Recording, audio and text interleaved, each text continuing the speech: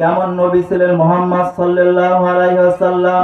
মক্কার জমিনের মধ্যে যেই কাফেররা নবীজিকে অপমান করত, লাঞ্ছনা করত, ইয়াতীম বলে গালি দিত, বিরোধিতা করত, অত্যাচার করত, সেই মক্কার বড় বড় কাফের বেঈমানরা পর্যন্ত বলতো, মুহাম্মদ তুমি সত্যবাদী, তোমার মতো সত্যবাদী আদর্শবান ব্যক্তি এই মক্কার জমিনে আর দ্বিতীয় কেউ নাই। কেমন নবী ছিলেন, দয়ার নবী ছিলেন, মায়ার নবী ছিলেন।